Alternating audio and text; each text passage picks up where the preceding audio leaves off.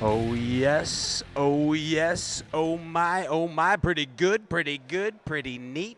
Pretty neat. Welcome back to Stray Cast Outdoor Cartoon Television Forrest Wood Cup 2018 edition. I'm your host, Pat Renwick, and sitting next to me is a guy who is no stranger to danger. They call him the theologist of the thermocline. They also call him the rent-a-friend. Oh, yeah. Ladies and gentlemen, please give a loud studio audience round of applause for the one and only Mr. Scott Suggs right here. That's Mr. Scott Suggs. Yes. And, of course, Ryan Popcorn Whitaker. You got the rent-a-friend right. Scott, dude, it's awesome to see you again.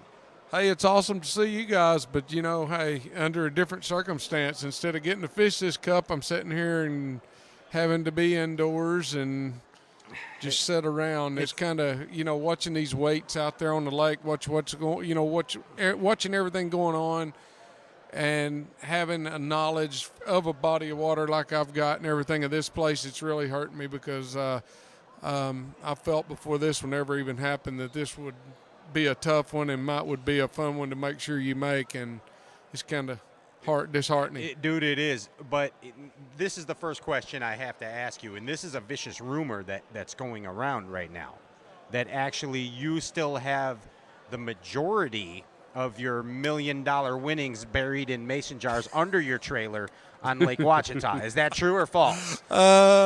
I still have the majority of it, but it's not under my trailer at Lake Ouachita because that'd be a dead giveaway. It is not buried underneath the trailer whatsoever. Oh, no. So we put a nix to those vicious rumors. Scott's money is not there, so please stay away from his trailer. We are asking you, Bass Fishing Universe, to stay away from Scott's stuff. Well, here's the main reason. I own the trailer, but the Corps engineer owns the spot that it's sitting on. I'm not giving them any more than I have to. Yeah, so don't be digging, because there might be an ancient Indian burial ground under there too. Do you know what Ouachita means in Indian? What's that mean? Yeah, I'm going to educate you right now. I'm willing to listen. Ouachita means fertile hunting ground. Well, it is very fertile hunting ground. Fertile hunting ground. Wonder why they didn't name it very fertile fishing ground. Yeah,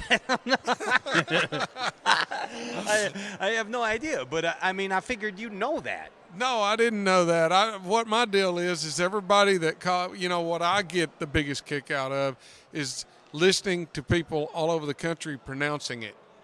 Ouachita? Yeah. Ochita, Achita. Ouachita. You know, at Taco Bell, you can get a Ouachita con queso supreme. Exactly. Yeah, did you know that? Yeah, nacho fries.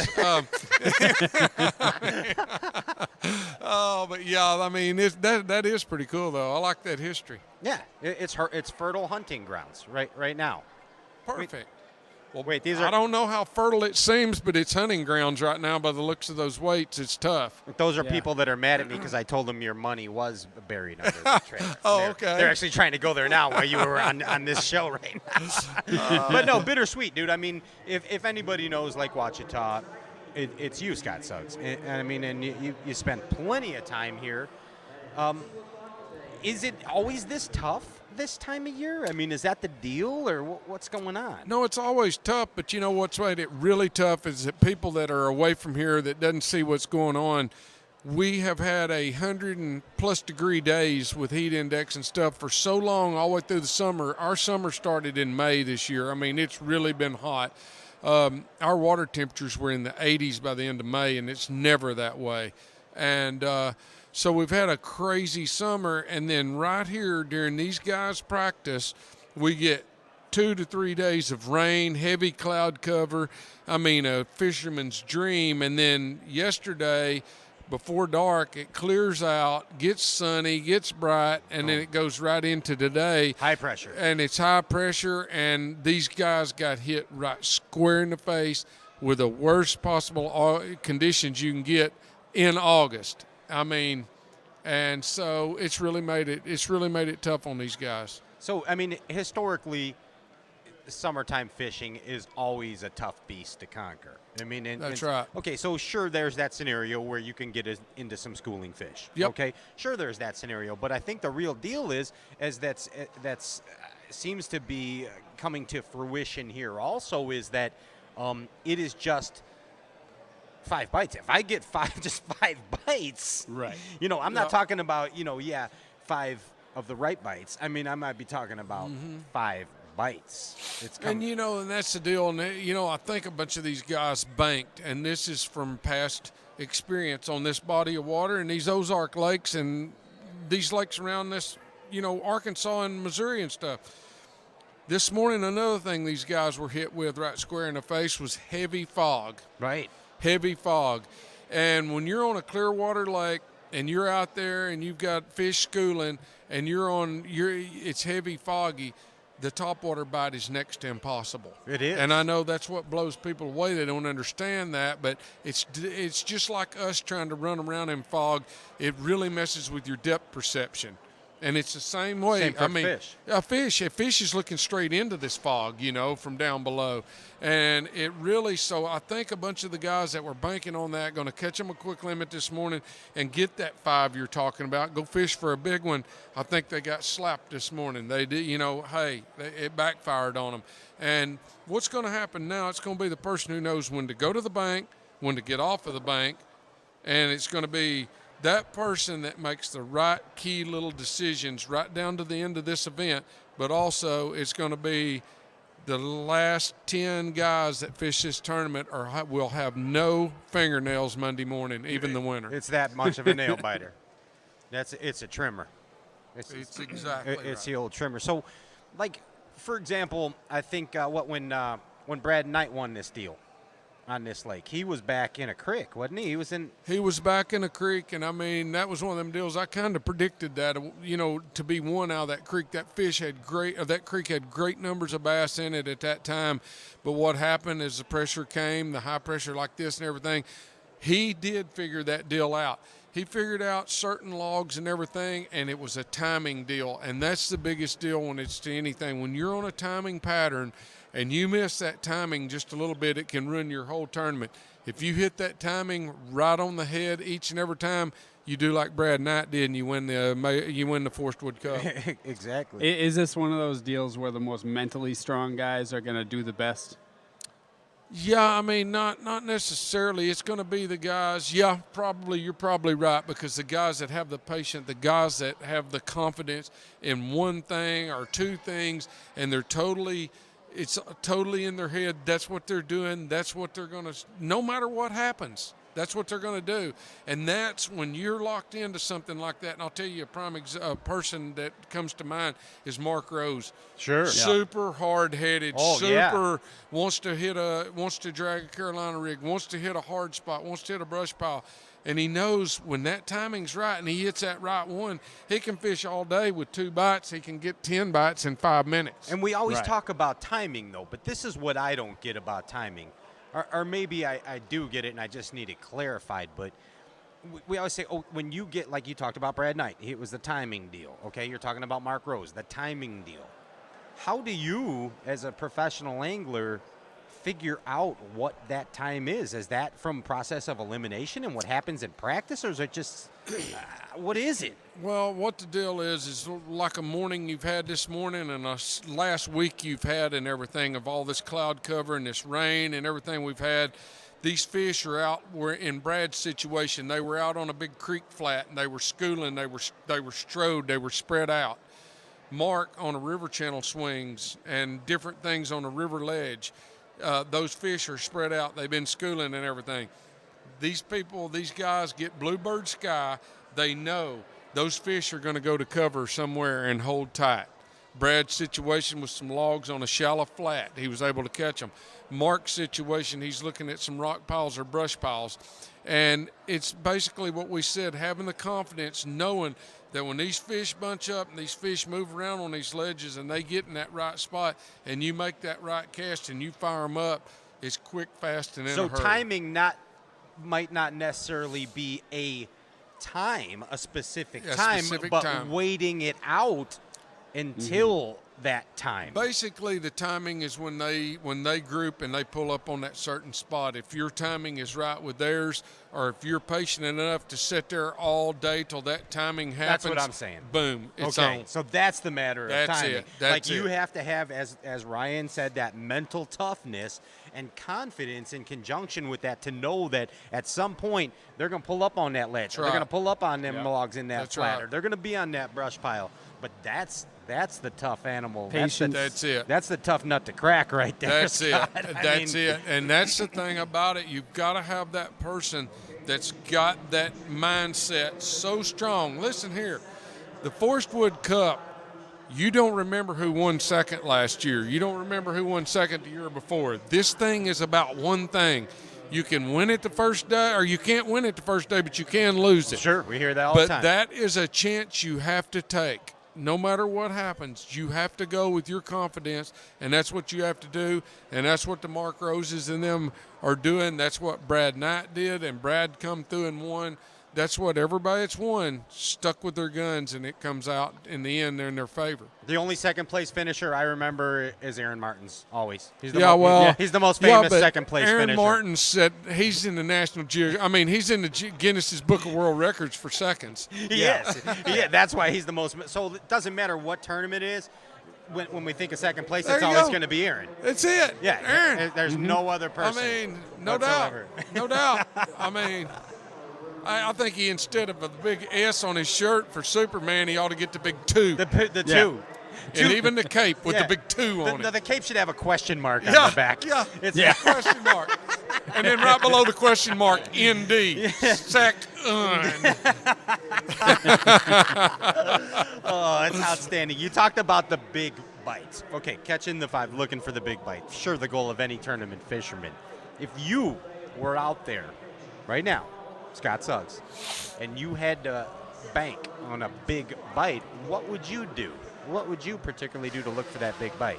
I would be on the lower end of that lake. There's a lot of hydrilla, and it's not super duper tall, but it's got a good deep outside edge to it, 17, 18 feet.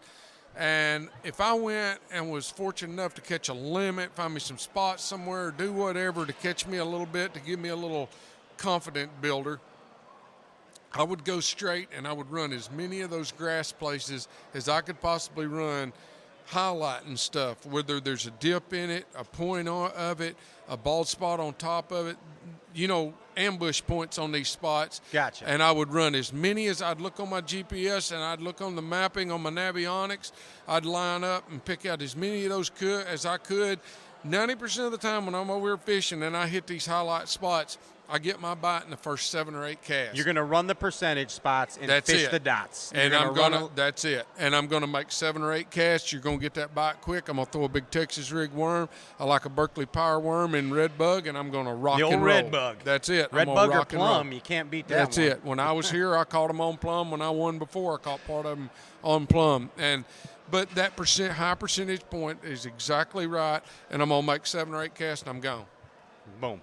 That's it. There it is. Keep moving, looking for the one bite. That's right. The one bite. Scott, let me ask you this question here. Do you, and this is a tough question, and also I must confess it's a loaded question. But I'm just giving you fair warning right there. Perfect. Yes. I love those. So, what do you enjoy fishing more, as far as a competitor's standpoint? The FLW tournaments, or like when you're on Major League fishing? What is more enjoyable to you as an angler? As a professional angler? That's a good question, because I love both of them, and I'm going to answer them in 2 different ways if that's okay. Absolutely. But the FLW, the thing about the FLW is we have so many more tournaments, and you fish for something as big and powerful as the Forrest Wood Cup. Gotcha. And so that just drives you the whole entire year. The thing that I like about the Major League fishing, and I dearly love it, is the competition, in the boat competition, knowing what every angler's catching, knowing what's going on. I mean, you're in this Major League tournament, and you know exactly what John's got over here or Joe Blow's got over here. It changes the way you fish. Instead of coming to this tournament right here with a game plan, you've practiced for 4 days for this Forrest Wood Cup, and you know exactly how you're going to fish it and have no clue what anybody else has got. I go out in Major League, I try running a topwater for a while, and I'm listening to the weights, and they're staying real low and everything. Well, hey, I got time to go try this now. Let's go try this till you can get on something that's strong and you can keep rocking and rolling. And I think what it's done over a period of time, not only does it test your heart, and you don't have to go get stress tests at the heart hospital or anything because you're getting them in the boat. It makes you way more versatile. And the more versatile you are, the better fisherman you become. Better angler you're going to be. That's right. Yeah, 100%. Yep. Do you did you watch any of the World Championship on CBS? I did not get to. I was at a Bass Open in New York. Okay, gotcha. That's right there. You're up at Champlain. Mm-hmm. Okay, so what I watched it. I'm a bass fishing freak. I watch everything about bass fishing. I love it. I absolutely love bass fishing. And one thing that was kind of puzzling to me, and maybe you could help clear this up for me, was that they had anglers, and I'll name names, Mike Iaconelli, Greg Hackney, on the show, and they said, quote, unquote, this is the most prestigious and sought-after award in professional bass fishing, the World Championship Cup. Now, I don't necessarily know where that came from or necessarily agree with it. It's a huge honor. It's very prestigious. But how does that happen? Well, that's a hard question to answer because, I mean, you could have a FLW world champion. I was one of them. Right. You can have a Bassmaster Classic world champion, and then you have a Major League Fishing world champion. And that's basically how you can really break it down. Everybody looks at it as being in the whole entire world the best angler. The way I break it down is the way I just said it. And believe me, that's why I ask you, because I think that to me there are three now. That's right. Most prestigious awards in professional bass fishing. Right. There is the Forrest Wood Cup, there is the Bassmaster Classic, and now there is the World Championship of Major League Fishing. That's why I don't think that you can say that there is a most prestigious award. There's not of any group. I don't think that. I'm the same way as you. It's a world champion of that category is the way I look at it. I mean, I won one of the cups too in Major League, and let me back up and tell you one thing that it does do. I've been fortunate of the three. I've won a championship in 2 out of the 3 divisions we're talking about. And does one of them get more prestige, more exposure? By far, my Major League Cup championship took me further than in the industry than anywhere I've ever been before, and I even won $1 million in a Major League. Yeah, I mean in a Forrest Wood Cup. Yep. Wow. So I mean, it took me head and heels beyond anything that I've ever done before by Major League. So is the prestige there? Yes, it is incredible there. Is it what's considered the top anglers in the world? I'd like to say so. Sure. Of course it is. And so, you know, I'll tell you what, the question you asked me, I've kind of beat around answering it and everything. It's a wide open question. It is a loaded question, but it's just a hard one to answer. Sure, and absolutely it is. But I will give you this now, and then again, Major League Fishing has given you, as you kind of stated too, Scott Suggs, an opportunity to expose yourself more to the fishing public. It has. I mean, it really has. We always talk about platforms in fishing. We just had Mark Jeffries on before you, and we were talking about different platforms and levels of opportunity for professional anglers. And the coverage, the television coverage, I mean, I'm going to be honest with you. I followed your career for years, but until I saw you on Major League Fishing, that's kind of when the light bulb went off with me. I'm like, Suggs is a pretty cool dude, you know? Well, You you showed know, your personality. Yeah, exactly. and that's the thing about it. That's what Major League has done. For each and every angler that's a part of it, it gives you it exposes you so much more. And here's the deal: the exposure, the TV time, and what Major League Fishing has done for myself and for the others that are involved, compared to the other two in a whole entire career in each one, is absolutely phenomenal. Yeah, I mean, they're head and heels above it all. hands down. Hands It's down. exposing it Hands to down. the masses. That's right. To the masses. No doubt about it. No doubt about it. That's right. And I think that we all see amazing things coming from Major League Fishing. Oh, yeah. In Yeah. the future. Yeah, and it will. And I mean, that's the only room for exposure. But hey, here's the other thing. You know, you've got to have, just like if you're had Ford trucks and no other trucks out there. Right. I mean, they would own the market, and it would be their way or the highway. Yeah. The more we have in competition, the better it is for you guys. You know what you guys do for the fishermen, for the sponsorships, for just the whole, just for everybody total. The more competition you have, the better it is for all of us. So, having all three of them, I feel like we're at a great time in this sport. Yeah, and it's I evolving. I support them all. And it leaves, in my opinion, it leaves growing room. Exactly. You know, Yeah. so Exactly. there's no stagnation. It allows growing room in the sport. And it keeps competition between the three of them to get better and better and do more and do more. And I feel that it will, if we have this big happy bass family, okay, it will still channel more. Let's be frank about it. It's going to channel more money into the bass fishing community That's right. via expenditures That's right. by the consumer. Yep. Okay, which is a good thing for everybody. Mm-hmm. And I'm just being straight up about it. There's a That's lot. right. I mean,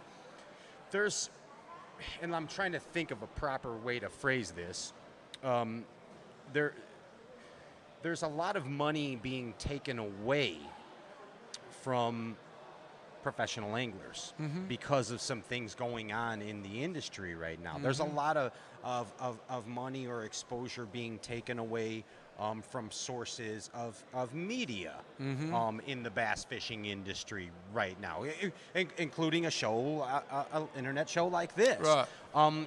Because of the dawn of the social media angler. That's right. Okay? That's right. So, and ultimately, and this may not make sense to many people listening or watching right now, but I think that a conglomeration of a big, happy bass family universe with an addition of more professional fishing leagues will expand that fact to channel the money and the energy to the proper sources. And I think you're seeing that time coming.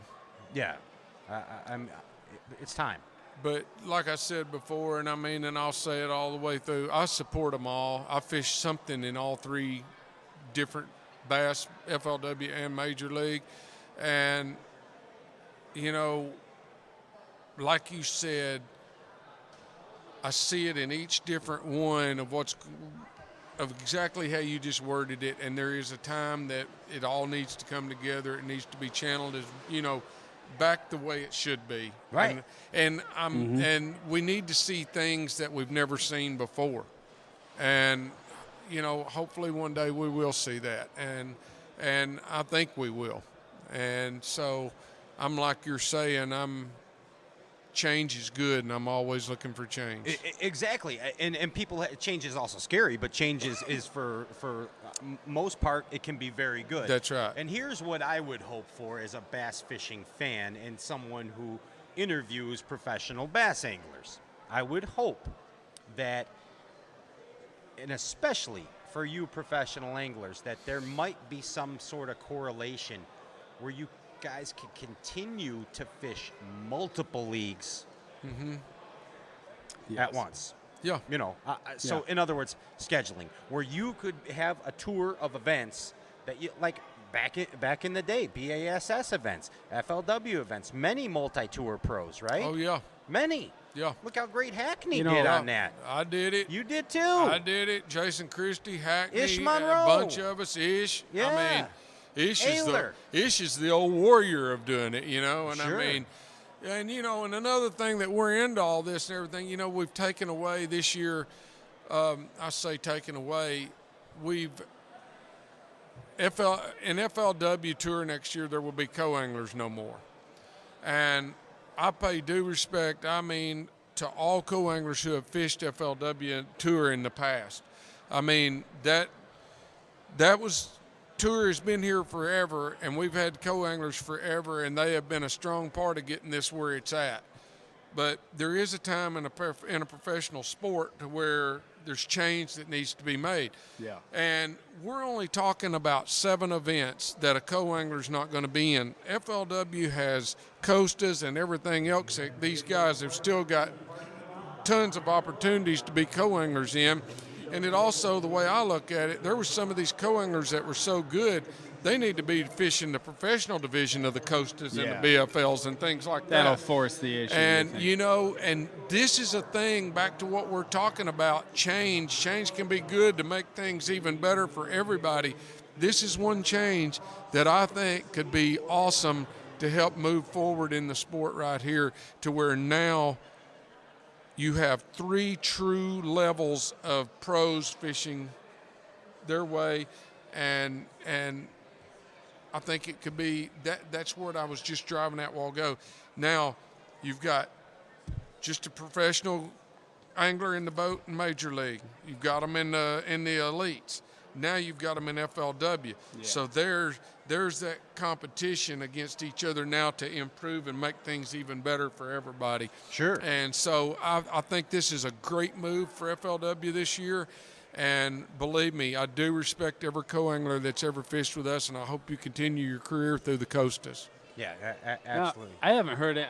Obviously, they're going to do marshals, right? Yes, we're going to do marshals. Yeah. Yes, and we've got a marshal program that's coming next year for the FLW Tour where there's going to be a tournament involved with these marshals. Right. They just really? will not be making a cast. It's like a draw deal, right? Well, what's going to happen if, say, I have a co-angler, I have a marshal draw out with me tomorrow and I catch 20 pounds and he's with Justin Atkins tomorrow and he catches 25 pounds. All right, He fishes with me on day 1, I catch 20. Fishes with Justin on day 2, Justin catches 25. That guy's got 45 pounds. Gotcha. Okay. And that's how it's going to decide first, second, third on down and everything. They're getting their pros 2 days combined weight and still fishing they're still competing for a pot without making a cast. That makes It's it like a gambling thing. Yeah. kinda. Yeah. And it's a learning experience. And a I learning like experience that. on top How of much? that. Do you know how much they're gonna? I'm what not the sure. entry's gonna I'm be? not sure of all that right now, but that is the deal. So it keeps, not only does it keep that marshal involved, but like you said, it's a learning opportunity, and it's going to make. Hopefully, it's going to make. I know the elites have had trouble getting enough, marshals in the past and everything, and like you said, change is good. We've tried. We're choosing this. It may be a change that even they make. This may be something that works to where our marshal problems are solved. It just takes change to make all this stuff roll and work the right way. Wait, this is just in from FLW right now in regards to the co-angler rule. As we stated, the co-anglers will not be able to fish, but they will be able to distract the professionals by means of whistles, bullhorns, and fireworks. Whistles, bullhorns, and fireworks are allowed on the boats. Well, let me tell you one pro it will not distract. James Watson, he's an idiot. He's got whistles, bullhorns, fireworks going on all the time. Those are in his ears all the time. Constantly humming. Constantly the entire time. So there's one idiot on tour that will not affect. Wow, it was classic. Whenever I see Mark Rose look at James Watson, and I'm sure you've witnessed this. What does Mark Rose do? Well, I've seen him look at James Watson before. just with a dumbfound face and stand there with no expression or nothing on his face and stare at him. I've seen him do it 2 different times.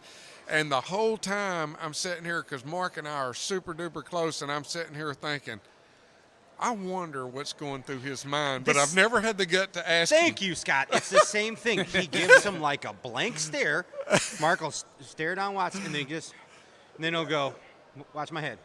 Yeah, and shake his head a little bit and walk off. Gone. And I've witnessed it many times. I would love to know what's going through Mark's head, but I will not ask him, because Mark is a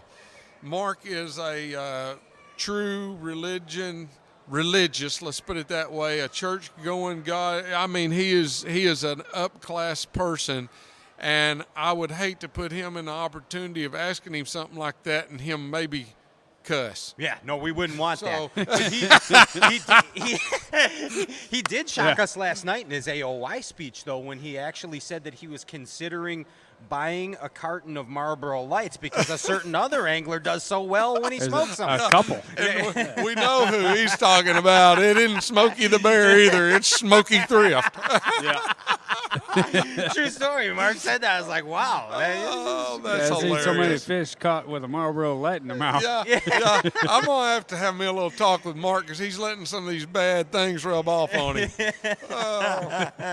You sleep with the dogs enough, you wake up with That's the fleas. You know what I'm exactly saying? right. I mean, hey, let me tell you something. I had the pleasure of a couple of weeks ago. We were going to a 2-day drive I was fixing to make to go to a major league event. Mark had forgot to book his plane ticket. Oh, no. And so I have to drive right by Mark's house on my way, because I'm staying to fish another tournament. So Mark calls me up out of the blue. What are you doing about getting to where we're going and everything? I said, I'm driving. I said, I tell you, you can solve your problem. Put your stuff in my rig and ride with me. Had the pleasure of me and Mark, which were already really, really close friends, but we rode for 2 solid days together on a journey across the United States. And, hey, let me tell you something. You're talking about one classy person, whether it has to do a single thing with a fish or a family or anything. He is number 1 in any category. Doubt. I mean, class act. 100. There's no better way to get to know somebody than sit in the Oh, car I know with it. them for 2 Get days. sit with him, and let me tell you something. I saw him come real close to cussing. Did I'm not you? gonna It lie almost about happened. Yeah, I want y'all to ask him about it when you get a chance, because everybody that called him and everybody in a conversation he had and everything else, he got mad because when I get in the truck and I go. And I went 9 hours without stopping at a restaurant or anything to eat. And let me tell you something. He wanted me to hit a moose on the road so he could eat it. I mean, He was hangry. he told me, he said, if I see a streaking moose right now, I'm eating it. Done it. It's gonna- So believe me, I was mud for a few days there. But anyway, we got over it. We worked through our problem. That is awesome, man. Scott, dude, it is always a pleasure to have you come sit in with us, and we always learn a lot and It's have more a than good my time. pleasure. Always. So if you got a last word here for the bass fishing universe, in this time of change in the bass fishing world, what is those words?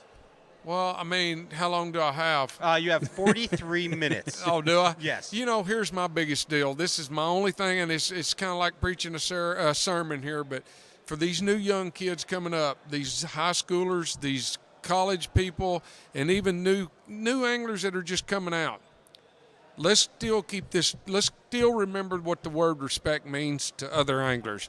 Don't go in on them. Always honor somebody else's water.